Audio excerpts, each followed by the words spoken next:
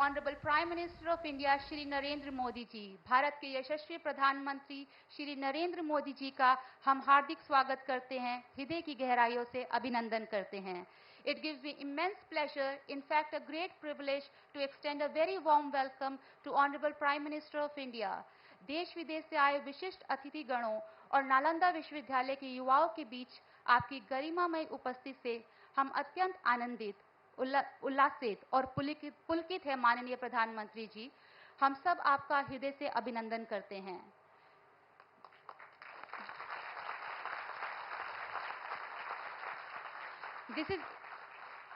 This is indeed a momentous occasion and a profound honor for Nalanda University as we witness the revival of ancient glory in the golden era with Honorable Prime Minister Shri Narendra Modi ji serving as a guiding light for us all.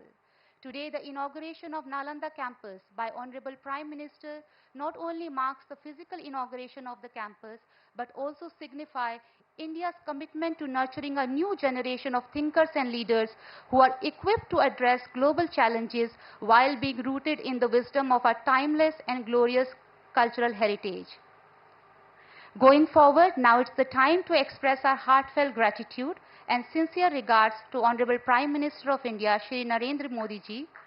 And to do the honor, I would like to request our respected Vice Chancellor, Professor Abhay Kumar Singh ji. Nalanda विश्वविद्यालय के आदरणीय vice chancellor माननीय प्रधानमंत्री के प्रति हमारी कृतज्ञता अभिव्यक्त करते हुए एक अंगवस्त्र और एक उत्कृष्ट मिथिला चित्र ट्री ऑफ लाइफ प्रस्तुत करते हैं. Tree of life symbolizes growth, abundance, resilience and interconnectedness. Embodying this spirit in our Prime Minister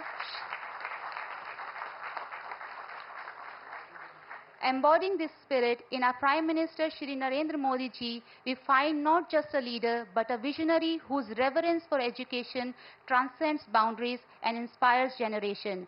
माननीय प्रधानमंत्री जी, आपका बहुत बहुत आभार और आदरणीय वाइस चांसलर सर का हार्दिक धन्यवाद.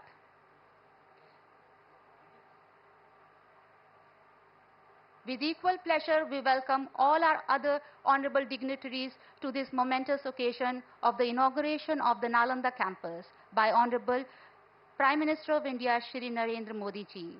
और अब मैं नालंदा विश्वविद्यालय के आदरणीय चांसलर, जिनके प्रबुद्ध नेतृत्व ने हमारे संस्थान को नई ऊंचाइयों तक पहुंचाया है, प्रोफेसर अरविंद पनगड़िया जी से सादर आग्रह करती हूं कि वे आज के कार्यक्रम की महत्ता को रेखांकित करते हुए हमारे देश के माननीय प्रधानमंत्री, विशिष्ट अतिथिगणों और युवाओं का स्वागत करें.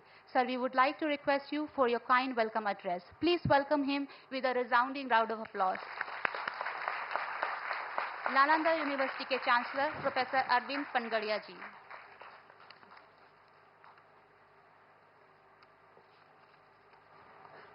Thank you. Honorable Prime Minister, Honorable Governor of Bihar, Honorable Chief Minister of Bihar, Honorable External Affairs Minister, Honorable Deputy Chief Ministers of Bihar, dignitaries on the dais, distinguished guests, faculty and students. A warm welcome to you all on this beautiful campus of the new Nalanda University, which stands next to what was once the greatest academic institution in the world, the ancient Nalanda. Founded in the early 5th century, the ancient Nalanda was the first residential and truly international university. While Western universities were still many centuries away from inception, Nalanda had emerged as an institution that attracted students from around the world, including China, Korea, Tibet, Japan, Mongolia, Turkey, Sri Lanka, and numerous other countries from Southeast Asia.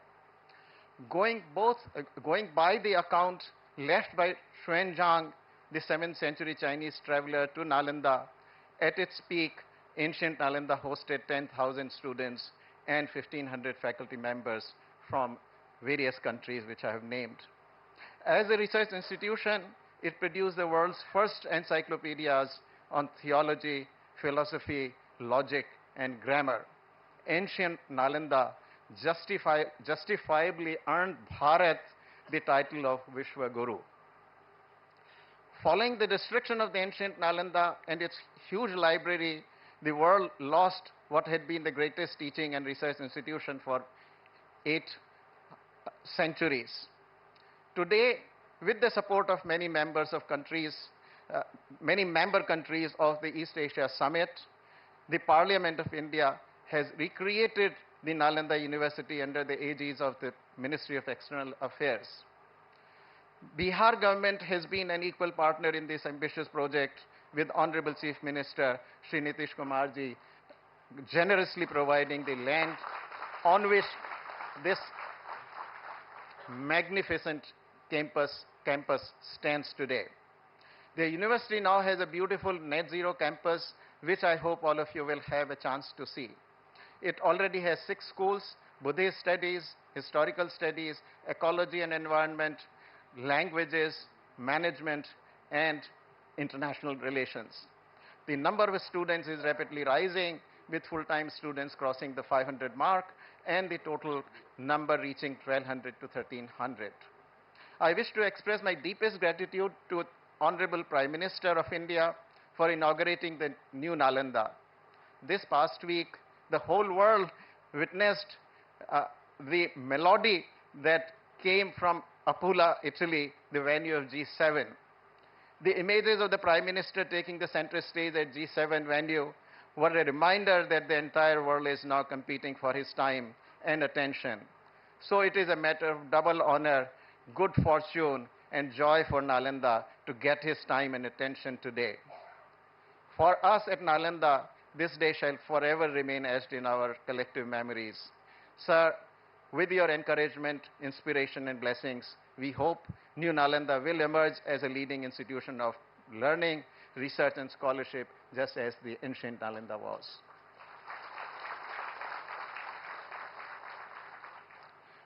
As I conclude, I want to extend a very warm welcome to all.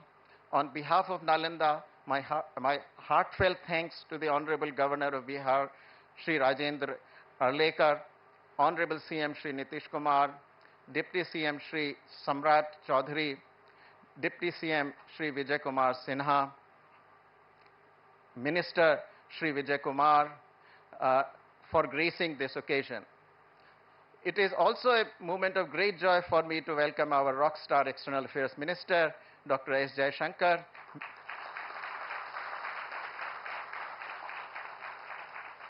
Minister of State for External Affairs, Shri Pavitra Margarita, the excellencies and diplomats from partner countries of Nalanda, distinguished members of the central and Bihar state governments, and media persons. Last but definitely not least, I welcome our very own students and faculty who, after all, define the university. Thank you.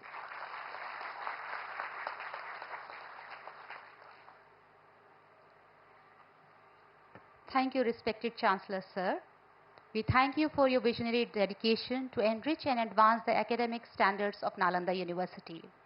Not taking much time, now, ladies and gentlemen, it is our privilege to invite our very own Dr. Subramaniam Jaishankar ji, the Honorable Minister of External Affairs, who represented our nation on various international platforms and has been instrumental in establishing bilateral and multilateral relations through his astute diplomacy and strategic vision. Sir, we welcome you and request you for your kind address. Please welcome him in a round.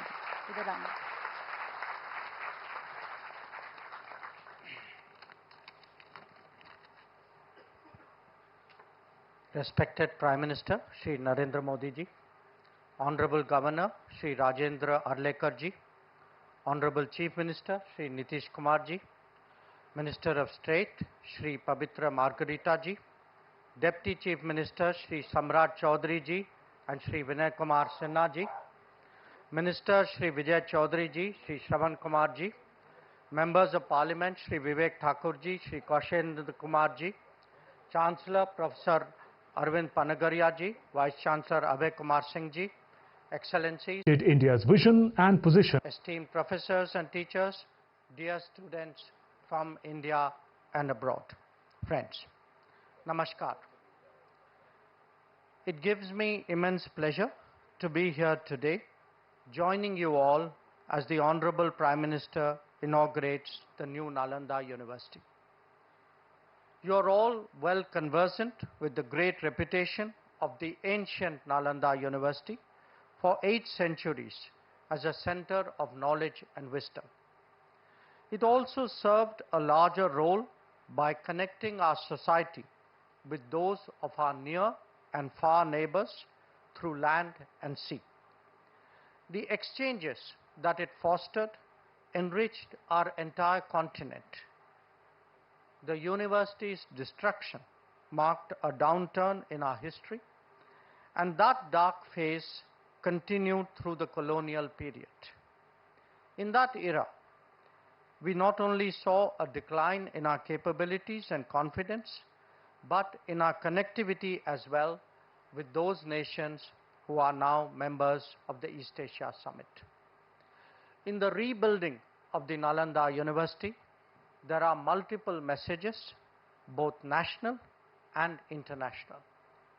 Friends, today we are here to witness the revival of a global bridge of learning that can build relationships even further than in the past.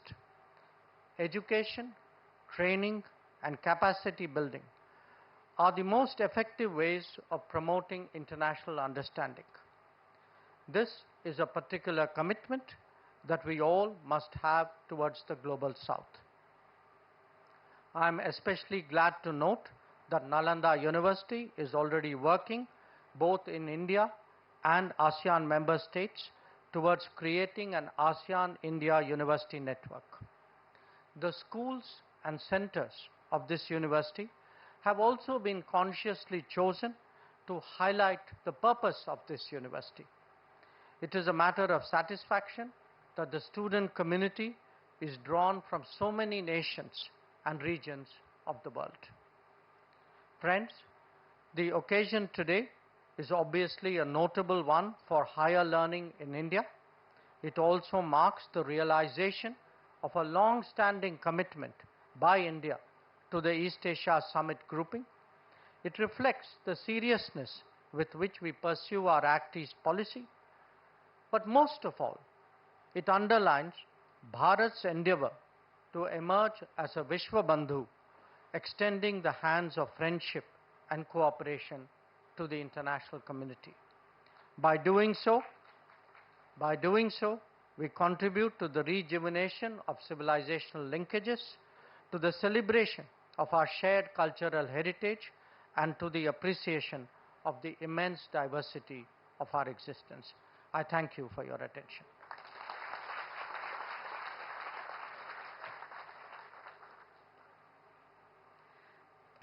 बहुत बहुत धन्यवाद doctor Subramaniam Jaishankar जी, भारत के माननीय विदेश मंत्री। आपके प्रेरणादायक शब्दों के लिए आपका बहुत बहुत आभार। इसी के साथ मैं स्वागत करती हूं बिहार के प्रभावशाली और प्रिय मुख्यमंत्री माननीय श्री नीतीश कुमार जी का, और उनसे विनम्रता से आग्रह करती हूं कि वे हमारे विशिष्ट अतिथियों और युवाओं को संबोधित करें। बिहार के मुख्यमंत्री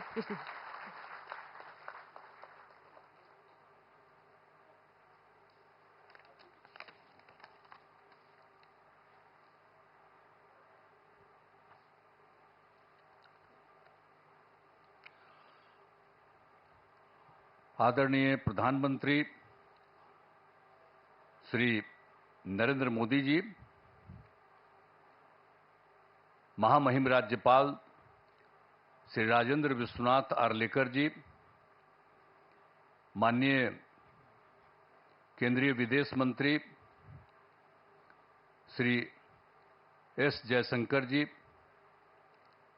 माननीय विदेश राज्य मंत्री श्री पवित्रा मार्गरेटा जी, बिहार के माननीय उप मुख्यमंत्री श्री सम्राट चौधरी जी, श्री विजय कुमार सिन्हा जी, बिहार के माननीय मंत्री श्री विजय कुमार चौधरी जी, श्री श्रवण कुमार जी, सभी माननीय सांसदगण, विधायकगण, विधान पार्षदगण, नालंदा विश्वविद्यालय के कुलपति प्रोफेसर अरविंद पनगड़िया जी, नालंदा विश्वविद्यालय के उप कुलपति प्रोफेसर अभय कुमार सिंह जी, नालंदा विश्वविद्यालय के शिक्षकगण, एवं छात्र छात्राएं, प्रिंट एवं इलेक्ट्रॉनिक मीडिया के पत्रकार मित्रों, छायाकार बंधुओं और यहाँ उपस्थित बहनों एवं भाइयों, ये बहुत ही खुशी की बात है कि नालंदा विश्वविद्यालय के परिसर का उद्घाटन आज आदरणीय प्रधानमंत्री श्री नरेंद्र मोदी जी के कर्ण कमलों द्वारा किया जा रहा है। ये बड़ी खुशी की बात है। माननीय प्रधानमंत्री जी पहली बार राजगीर आए और बड़ी खुशी की बात है कि पहली बार राजगीर पधारे। मैं तहे दिल से उनका स्वागत और अभिनंदन करता हूं। इसके साथ ही बिहार के माननीय राज्यपाल श्री राजेंद्र विश्वनाथ आर्लेकर, विदेश मंत्री श्री एस जयशंकर जी एवं उपस्थित सभी अतिथियों का मैं हार्दिक अभिनंदन करता हूं। इस कार्यक्रम में आने से पहले माननीय प्रधानमंत्री जी ने पुराने नालंदा विश्वविद्यालय के खंडहर का भी भ्रमण कर लिया है। आज ही जाकर के देख करके आ गए हैं जो पुराना था पहले। बड़ी खुशी की बात है। अब माननीय प्रधानमंत्री जी, आपने देखा होगा कि पुराने नालंदा विश्वविद्यालय का कैंपस कितना बड़ा था। अभी तक पुराने विश्वविद्यालय की कुछ ही खुदाई हुई है। इस विश्वविद्यालय में 20-25 किलोमीटर तक के गांव भी इससे जुड़े हुए थे। जहां आप देखने गए हैं वो बहुत कई गांवों के लोग उससे जुड़े हुए रहते थे। तो इस चीज को सबको याद रखना चाहिए कि कैसे पहले जो होता था काम। अब नालंदा विश्वविद्यालय का इतिहास बहुत ही गौरवशाली है। प्राचीन काल में नालंदा विश्वविद्यालय की पहचान ज्ञान के केंद्र के रूप में रही थी। अब इस पुराने विश्वविद्यालय में करीब 10,000 छात्र पढ़ते थे और यहाँ पढ़ाने वाले भी शिक्षक जो थे 2,000 के करीब हुआ करते थे। यहाँ सिर्फ हमारे देश के ही नहीं, दुनिया के अनेक जगहों के लोग आकर यहाँ पर पढ़ते थे। यहाँ पर चाइना, जापान, तिब्बत, श्रीलंका और अन्य एशियाई देशों से छात्र पढ़ने आते थे। लेकिन दुर्भाग्यवश यह विश्वविद्यालय 1200 ईस्वी में नष्ट हो गया था। अब 2005 के 24 नवंबर से हम लोगों को काम करने का मौका मिला। तब से बिहार के विकास का काम हम लोगों ने शुरू किया। ये काम हम लोगों को उसी समय शुरू हुआ था। अब उसी बीच मार्च 2006 में तब तत्कालीन राष्ट्रपति श्री एपीजे अब्दुल कलाम बिहार आए थे और उन्होंने बिहार विधानमंडल में अपने संबोधन में नालंदा विश्वविद्यालय को फिर से स्थापित करने की बात वहां पर कही थी।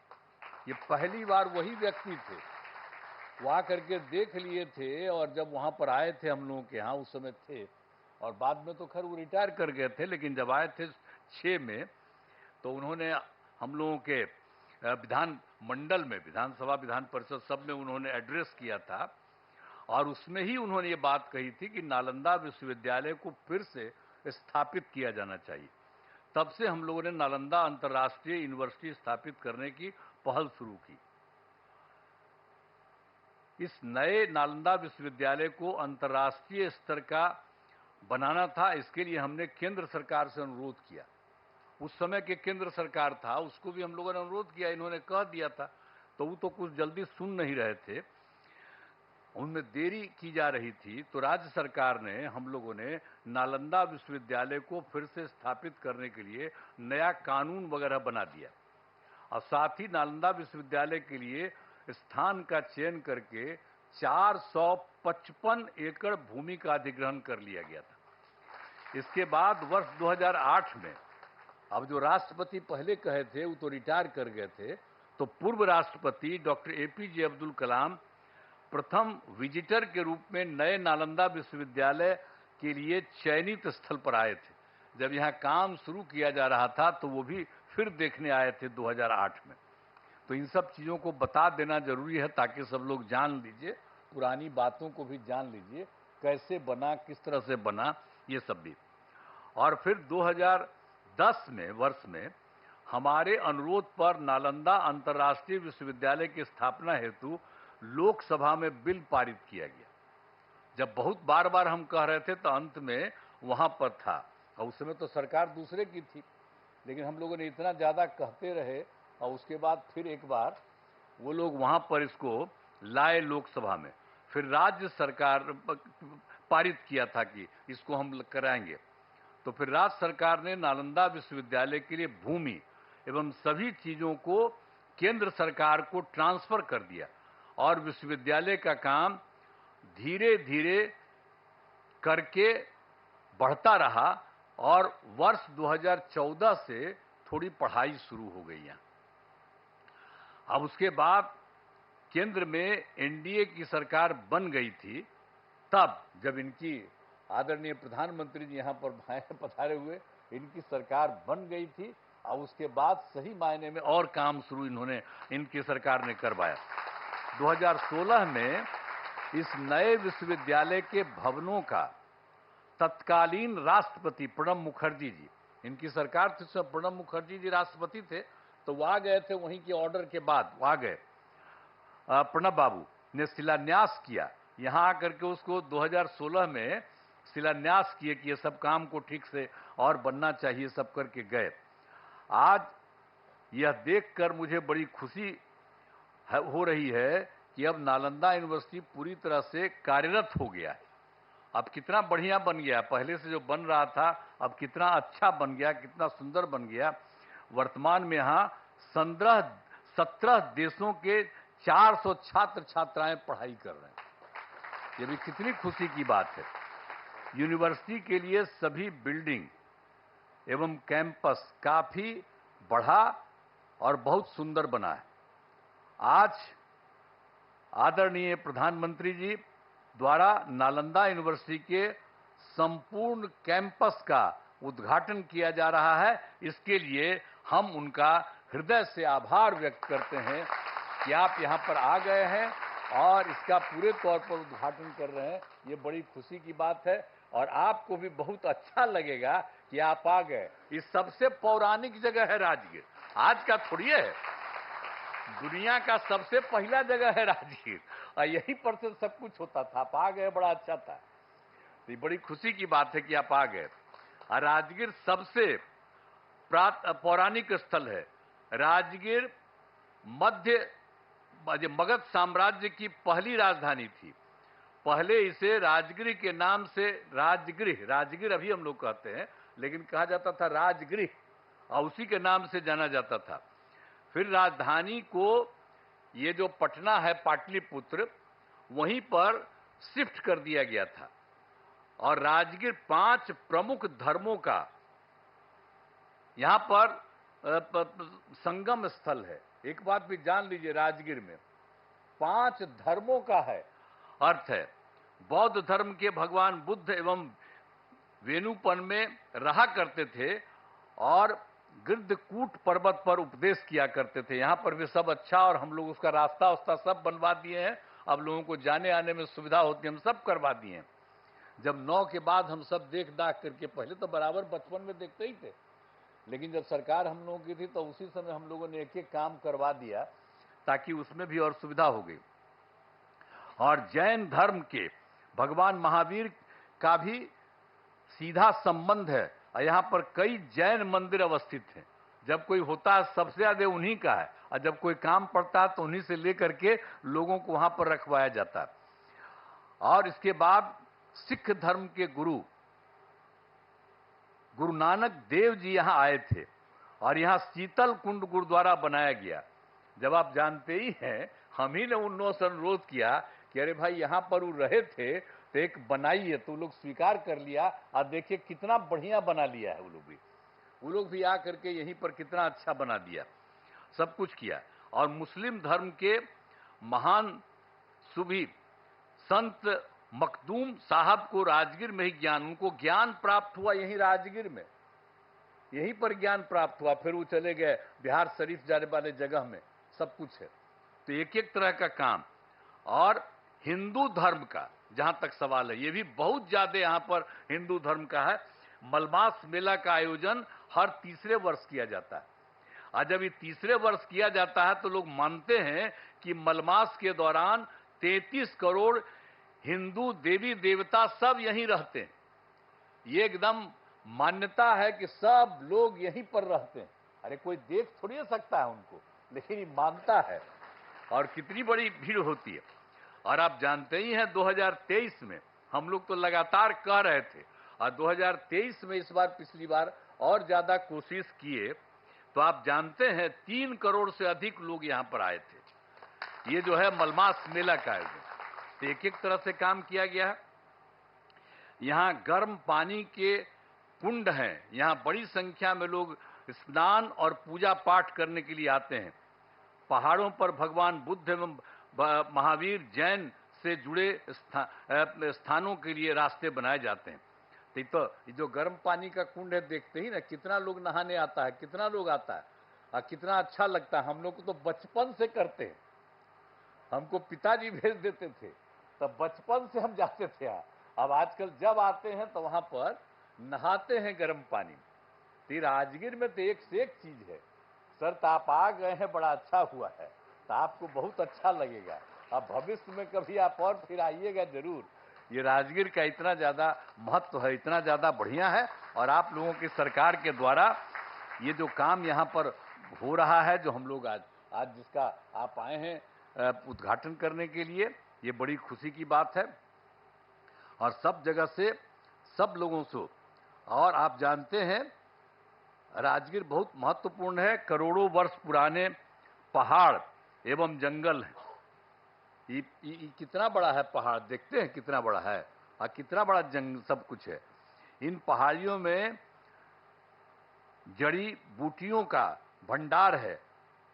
पहाड़ों पर बड़ी संख्या में पेड़ लगाए गए हैं, तो ये सब हम लोग करवाए हैं। वृक्षारोपण नहीं था, हम सब बहुत लगवाए हैं। एक से एक दवा वहां पर से निकलती है, वहां पर जो होता है, और उसका जब इलाज होता है तो सब है। तो गया इतना ज्यादा महत्व है राजगीर का। और राजगीर में बड़े पैमाने पर इको टूरिज्म का विकास किया गया है, जिसमें घोड़ा कटोरा पांडु पोखर का विकास किया गया है। राजगीर में कितना चीजों का हम लोगों ने काम कर दिया, विकास कर दिया, अब सबको खुशी है। राजगीर के अंतर्राष्ट्रीय स्तर का zoo safari, nature safari, glass bridge बनाया गया है। ये सभी स्थल पर्यटन के केंद्र बन गए हैं। यहाँ भारी संख्या में लोग एवं बच्चे आते हैं। अंत में नालंदा विश्वविद्यालय के परिसर का उद्घाटन कार्यक्रम में पधारे आदरणीय प्रधानमंत्री श्री नरेंद्र मोदी जी को मैं उनका स्वागत करता हूं, उनको मैं बधाई देता हूं, उनको धन्यवाद देता हूं। मुझे बड़ी खुशी है। अभी कुछ दिन पहले आपकी खबर आई कि यहाँ पर आने वाले हैं, तो हम लोगों को बड़ा खुशी हुआ कि आप चलिए, आप तो तीसरा बार आप फिर आइए है कोई है, तब आप फिर आ रहे हैं यहाँ, तो बहुत अच्छा हमको लगा कि आप आ गए यहाँ पर। तो हम लोग तो बचपन से न घूमते थे जी, या राजगीर के क्या महत्व है, सब पौराणिक जगह पर आप आ गए, बड़ी खुशी की बात है और बहुत सुंदर है। और यहाँ पर आ गए तो इसके लिए मैं आपका अभिनंदन करता हूँ, आपको धन्यवाद देता हूँ। यहाँ उपस्थित सभी अतिथियों का मैं आभार व्यक्त करता हूं। इस कार्यक्रम में आयोजन के लिए नालंदा विश्वविद्यालय के कुलपति, उप कुलपति सहित सभी लोगों को मैं धन्यवाद देता हूं। साथ ही मेरा कहना है कि नालंदा विश्वविद्यालय का खूब आगे बढ़ाया जाए।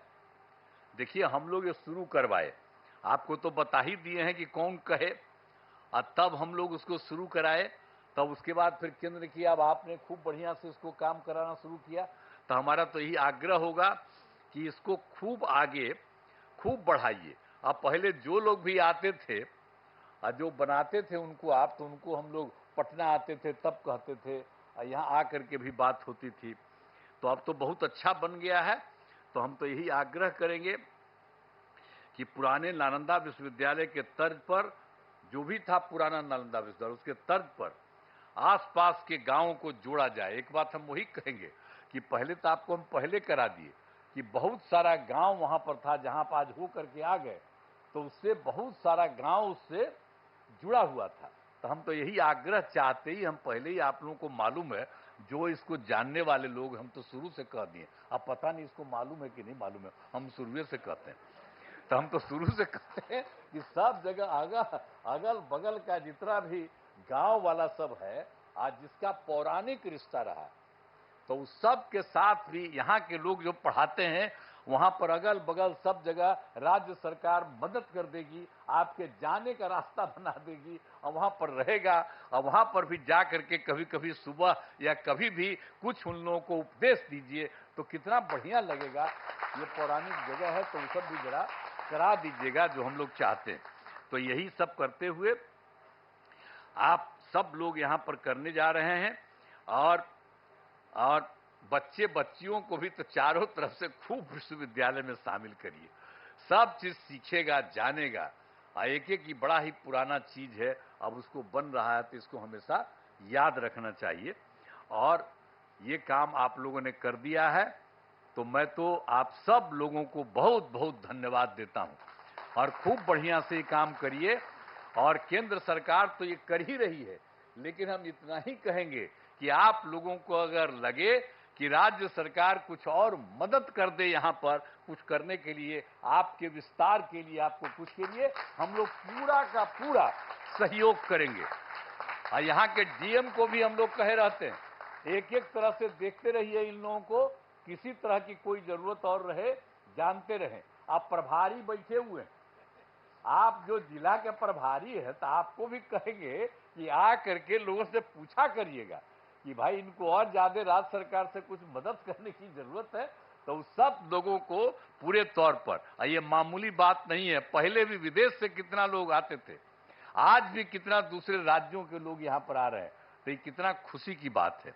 और राजगीर में कितने लोग हर आते हैं, तो इसलिए बड़ा अच्छा है। और आप आ गए, आदरणीय प्रधानमंत्री जी, आज बड़ी खुशी की बात है, और इसको खूब आगे बढ़ रहा है और खूब आगे बढ़ेगा। इन्हीं शब्दों के साथ मैं आप सबको बहुत बहुत धन्यवाद देता हूं अपनी बात।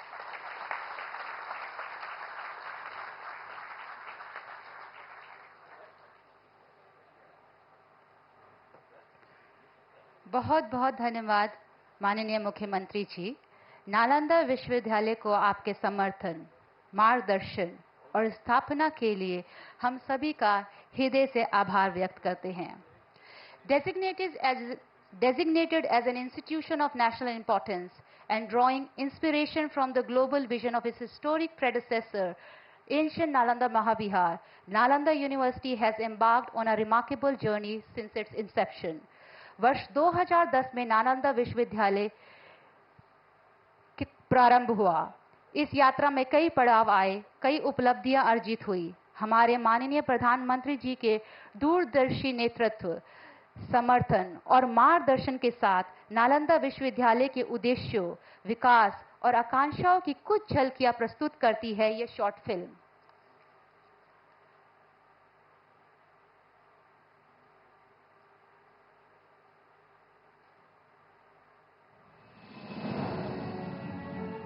India has a rich tradition of education that goes back thousands of years. From the sacred teachings of the Vedas to the comprehensive studies in Gurukuls, education in ancient India was revered as a path to enlightenment and wisdom.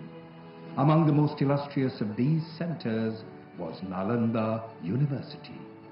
Established in the 5th century AD, this magnificent institution was the world's first residential university, housing close to 10,000 students and teachers at its peak, and a library containing close to 9 million books.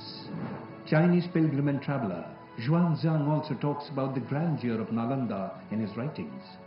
For over 800 years, Nalanda flourished as a hub of intellectual exchange and innovation, embodying the spirit of open inquiry and academic excellence. However, the university faced its decline and eventual destruction in the 12th century. The idea to revive Nalanda University was first conceived at the 2007 East Asia Summit and continued in 2009 East Asia Summit with an active partnership of Asian countries. Since 2014, under the visionary leadership of Prime Minister Narendra Modi, the revival of Nalanda University has been brought to the forefront of India's cultural and educational renaissance. अभी जब G20 में विश्व के मेहमान आए तो मैंने नालंदा की एक तस्वीर रखी थी और जब मैं दुनिया को कहता था 1500 साल पहले मेरे देश में दुनिया की उत्तम से उत्तम यूनिवर्सिटी हुआ करती थी, सुनते ही रह जाते थे। लेकिन हमें उसे प्रेरणा लेनी है पर प्राप्त तो अभी करके रहना है। Recognizing its historical significance and potential to contribute to global knowledge, Honorable Prime Minister has championed the restoration and revitalization of this ancient institution.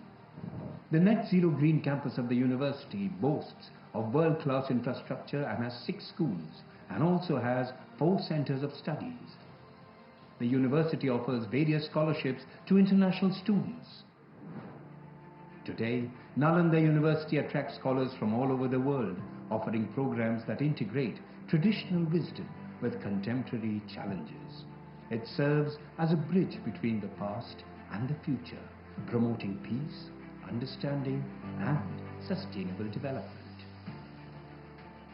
The revival of Nalanda University is also bringing international students to India, embodying the ancient Indian ethos of Vasudhaiva Kutumbakam.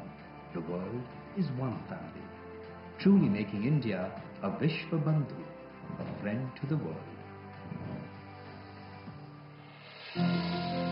Nalanda University stands as a symbol of India's enduring legacy of knowledge and innovation. Under the leadership of Prime Minister Shri Narendra Modi, its revival is not only a national achievement but a gift to the world, reaffirming the timeless value of education and the quest for truth. Join us in celebrating this renaissance of learning as Nalanda University continues to illuminate minds and inspire generations to come.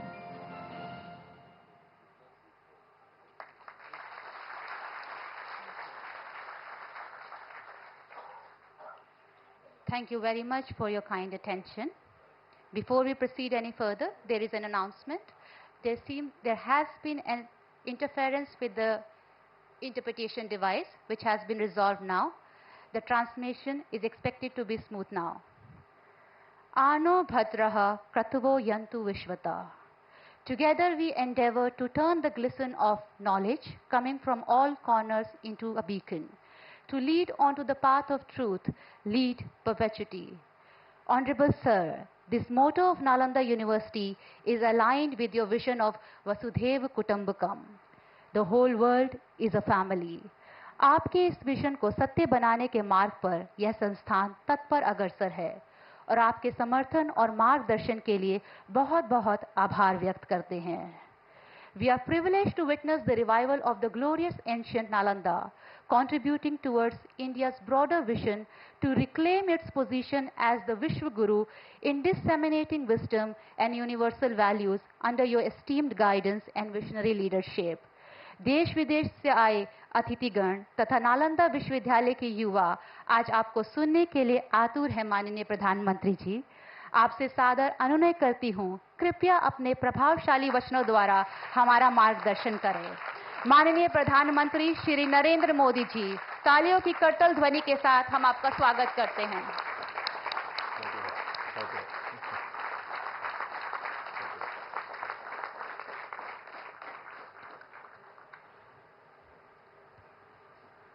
कार्यक्रम में उपस्थित बिहार के राज्यपाल श्री राजेंद्र अर्लेकर जी, यहाँ के कर्मठ मुख्यमंत्री श्रीमान नीतीश कुमार जी, हमारे विदेश मंत्री श्री एस जयशंकर जी, विदेश राज्य मंत्री श्री पवित्र जी, विभिन्न देशों के एक्सेलेंसीज, एम्बेसडर्स, नालंदा यूनिवर्सिटी के वीसी प्रोफेसर, स्टूडेंट्स, उपस्थित साथियों, मुझे तीसरे कार्यकाल की शपथ ग्रहण करने के बाद पहले 10 दिनों में ही नालंदा आने का अवसर मिला है.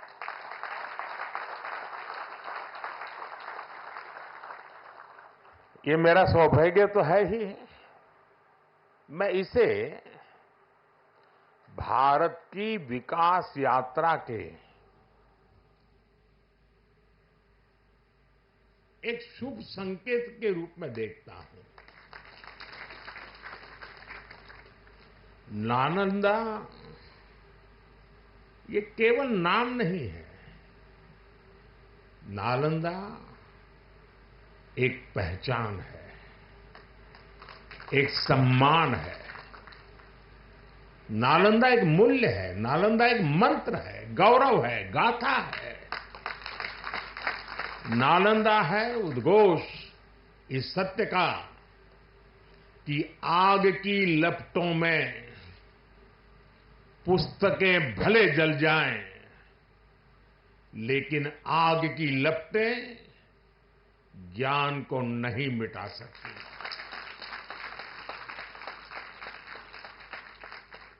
नालंदा के ध्वंस ने भारत को अंधकार से भर दिया था। अब इसकी पुनर्स्थापना भारत के स्वर्णिम युग की शुरुआत करने जा रहा है। साथियों, अपने प्राचीन अवशेषों के समीप नालंदा का नवजागरण, ये नया कैंपस विश्व को भारत के सामर्थ्य का परिचय देगा। नालंदा बताएगा जो राष्ट्र मजबूत मानवीय मूल्यों पर खड़े होते हैं, वो राष्ट्र इतिहास को पुनर्जीवित करके बेहतर भविष्य की नींव रखना जानते हैं। और साथियों, नालंदा केवल भारत के ही अतीत का पुनर्जागरण नहीं है, इसमें विश्व के, एशिया के कितने ही देशों की विरासत जुड़ी हुई है। एक यूनिवर्सिटी कैंपस के इनॉग्रेशन में इतने देशों का उपस्थित होना, ये अपने आप में अभूतपूर्व है। नालंदा यूनिवर्सिटी के पुनर्निर्माण में हमारे साथी देशों की भागीदारी भी रही है। मैं इस अवसर पर भारत के सभी मित्र देशों का, आप सभी का अभिनंदन करता हूं। मैं बिहार के लोगों को भी बधाई देता हूं। बिहार अपने गौरव को वापस लाने के लिए जिस तरह विकास की राह पर आगे बढ़ रहा है, नालंदा का ये कैंपस उसी की एक प्रेरणा है। साथियों, हम सभी जानते हैं कि नालंदा कभी भारत की परंपरा और पहचान का जीवंत केंद्र हुआ करता था। नालंदा का अर्थ है न अलम ददाति इति नालंदा, अर्थात जहां शिक्षा का, ज्ञान के दान का अविरल प्रवाह हो। शिक्षा को लेकर, एजुकेशन को लेकर यही भारत की सोच रही है। शिक्षा सीमाओं से परे है, नफा नुकसान के नजरिए से भी परे है। शिक्षा ही हमें गढ़ती है, विचार देती है और उसे आकार देती है। प्राचीन नालंदा में बच्चों का एडमिशन उनकी पहचान, उनकी नेशनलिटी को देखकर नहीं होता था, हर देश, हर वर्ग के युवा यहाँ आते थे। नालंदा विश्वविद्यालय के इस नए कैंपस में हमें उसी प्राचीन व्यवस्था को फिर से आधुनिक रूप में मजबूती देनी है। और मुझे ये देखकर खुशी है कि दुनिया के कई देशों से यहां स्टूडेंट्स आने लगे हैं। यहां नालंदा में 20 से ज्यादा देशों के स्टूडेंट्स पढ़ाई कर रहे हैं। ये वसुधैव कुटुंबकम की भावना का कितना सुंदर प्रतीक है। साथियों, मुझे विश्वास है आने वाले समय में नालंदा यूनिवर्सिटी फिर एक बार हमारे कल्चरल एक्सचेंज का प्रमुख सेंटर बनेगी। यहां भारत और साउथ ईस्ट एशियन देशों के आर्ट वर्क के डॉक्यूमेंटेशन का काफी काम हो रहा है। यहां कॉमन आर्काइवल रिसोर्सेज सेंटर की स्थापना भी की गई है। Nalanda university ASEAN India university network बनाने की दिशा में भी काम कर रही है। इतने कम समय में ही कई लीडिंग ग्लोबल इंस्टीट्यूशंस यहां एक साथ आए हैं। एक ऐसे समय में जब 21वीं सदी को एशिया की सदी कहा जा रहा है, हमारे ये साझा प्रयास हमारी साझी प्रगति को नई ऊर्जा देंगे। साथियों, भारत में शिक्षा मानवता के लिए हमारे योगदान का एक माध्यम मानी जाती है। हम सीखते हैं ताकि अपने ज्ञान से मानवता का भला कर सके। आप देखिए, अभी 2 दिन ही के बाद ही 21 जून को इंटरनेशनल योगा डे है।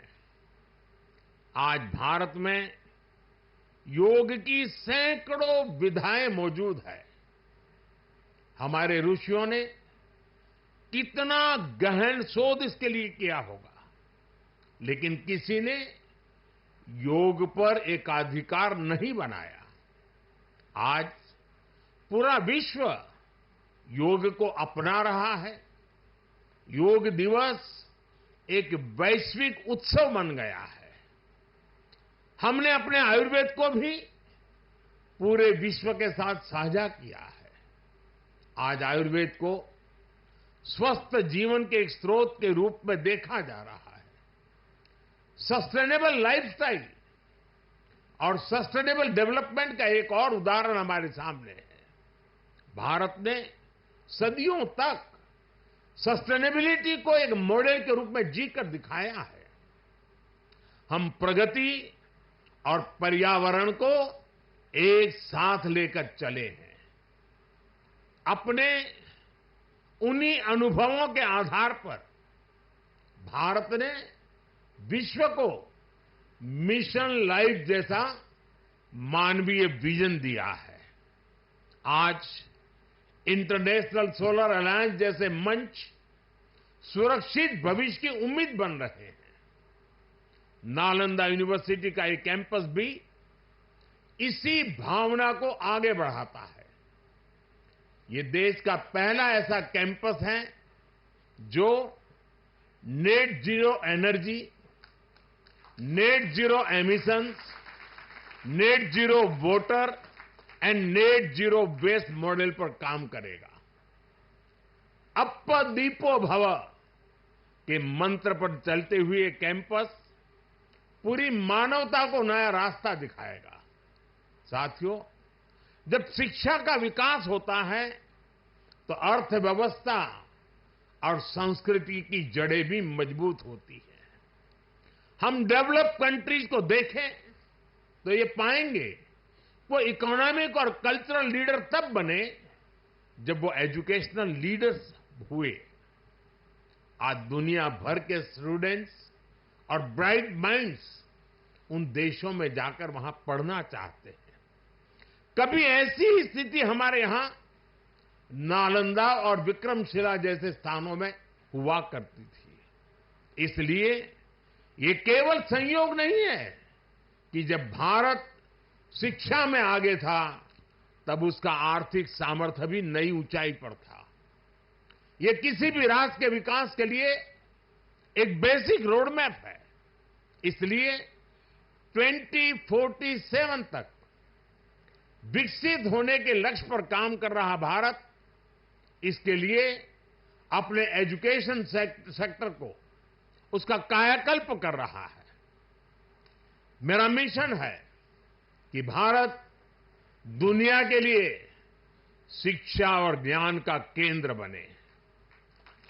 मेरा मिशन है भारत की पहचान फिर से दुनिया के सबसे प्रोमिनेंट नॉलेज सेंटर के रूप में उभरे और इसके लिए भारत आज बहुत कम उम्र से ही अपने स्टूडेंट्स को इनोवेशन की स्पिरिट से जोड़ रहा है। आज एक तरफ 1 करोड़ से ज्यादा बच्चों को अटल टिंकरिंग लैब में लेटेस्ट टेक्नोलॉजी के एक्सपोजर का लाभ मिल रहा है, वहीं दूसरी ओर चंद्रयान और गगनयान जैसे मिशन स्टूडेंट्स में साइंस के प्रति रुचि बढ़ा रहे हैं। इनोवेशन को बढ़ावा देने के लिए भारत ने 1 दशक पहले स्टार्टअप इंडिया मिशन की शुरुआत की थी। तब देश में कुछ 100 ही स्टार्टअप थे, लेकिन आज भारत में 1,30,000 से ज्यादा स्टार्टअप है। पहले की तुलना में आज भारत से रिकॉर्ड पेटेंट फाइल हो रहे हैं, रिसर्च पेपर पब्लिश हो रहे हैं। हमारा जोर अपने यंग इनोवेटर्स को रिसर्च और इनोवेशन के लिए ज्यादा से ज्यादा मौके देने का है। इसके लिए सरकार ने 1 लाख करोड़ रुपए का रिसर्च फंड बनाने की घोषणा भी की है। साथियों, हमारा प्रयास है भारत में दुनिया का सबसे कॉम्प्रिहेंसिव और कंप्लीट स्किलिंग सिस्टम हो, भारत में दुनिया का सबसे advance research oriented higher education system हो। इन सारे प्रयासों के नतीजे भी दिखाई दे रहे हैं। पिछले कुछ सालों में भारतीय यूनिवर्सिटीज ने ग्लोबल रैंकिंग में पहले से काफी बेहतर परफॉर्म करना शुरू किया है। 10 साल पहले क्यूएस रैंकिंग में भारत के सिर्फ 9 शिक्षा संस्थान थे। आज इसकी संख्या बढ़कर 46 पहुंच रही है। कुछ दिन पहले ही Times Higher Education impact ranking आई है। कुछ साल पहले तक इस रैंकिंग में भारत के सिर्फ 13 इंस्टीट्यूशंस थे, 13। अब इस ग्लोबल इंपैक्ट रैंकिंग में भारत के करीब 100 शिक्षा संस्थान शामिल हुए हैं। पिछले 10 वर्षों में औसतन भारत में हर सप्ताह एक यूनिवर्सिटी बनी है। भारत में हर दिन एक नई आईटीआई की स्थापना हुई है। हर तीसरे दिन एक अटल टिंकरिंग लैब खोली गई है। भारत में हर दिन 2 नए कॉलेज बने हैं। आज देश में 23 आईआईटीज हैं। 10 साल पहले 13 आईएम्स थे, आज ये संख्या 21 है। 10 साल पहले की तुलना में आज करीब 3 गुना यानी कि 22 एम्स है। 10 साल में मेडिकल कॉलेजों की संख्या भी करीब करीब 2 गुनी हो गई है। आज भारत के एजुकेशन सेक्टर में बड़े रिफॉर्म्स हो रहे हैं। नेशनल एजुकेशन पॉलिसी ने भारत के युवाओं के सपनों को नया विस्तार दिया है। भारत की यूनिवर्सिटीज ने फॉरेन यूनिवर्सिटीज के साथ भी कोलैबोरेट करना शुरू कर दिया है। इसके अलावा डीकन और वुलुंगोंग जैसी इंटरनेशनल यूनिवर्सिटीज भी भारत में अपने कैंपस खोल रही है। इन सारे प्रयासों से भारतीय छात्रों को हायर एजुकेशन के लिए भारत में ही सर्वश्रेष्ठ शिक्षा संस्थान उपलब्ध हो रहे हैं। इससे हमारे मध्यम वर्ग की भी बचत भी हो रही है। साथियों, आज विदेशों में हमारे प्रीमियर इंस्टीट्यूट्स के कैंपस खुल रहे हैं। इसी साल अबू धाबी में आईआईटी दिल्ली का कैंपस खुला है।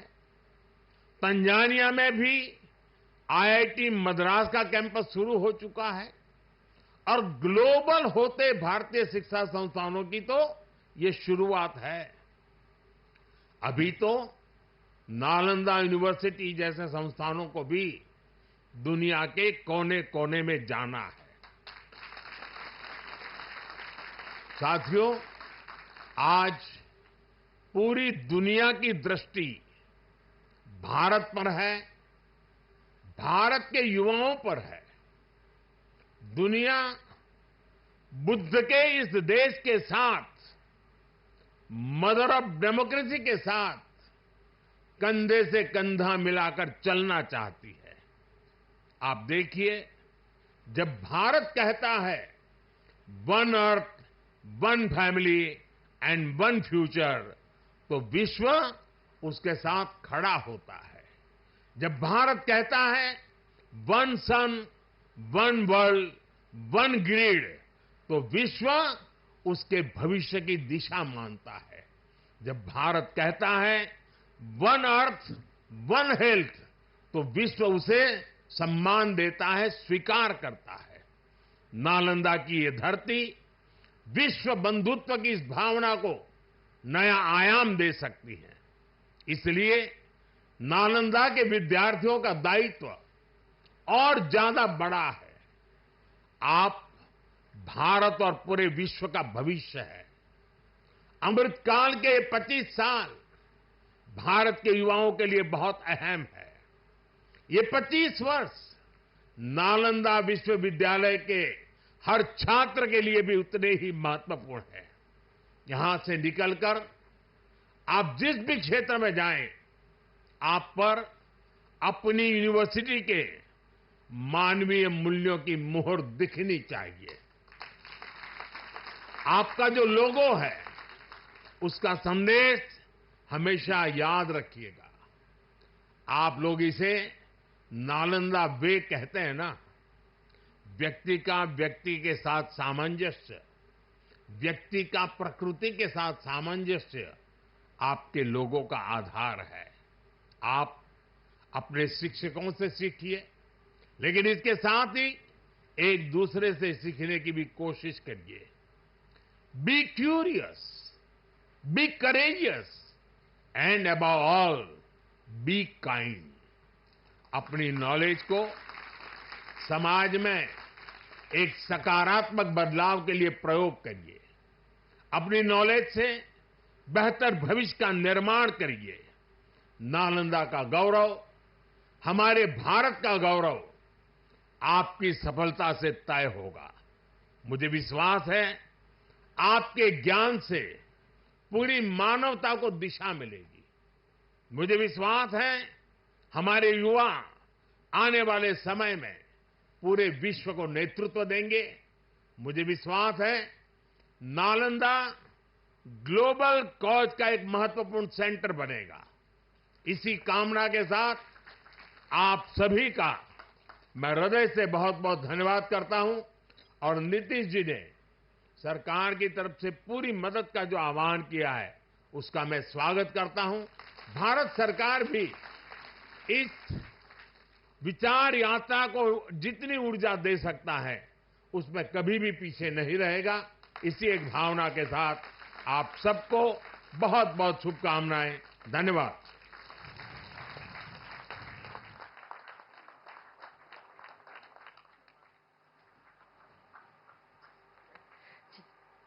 बहुत बहुत धन्यवाद माननीय प्रधानमंत्री जी। हमारे देश युवाओं और शिक्षा के विकास के लिए एक जान से जुटे हैं माननीय प्रधानमंत्री जी।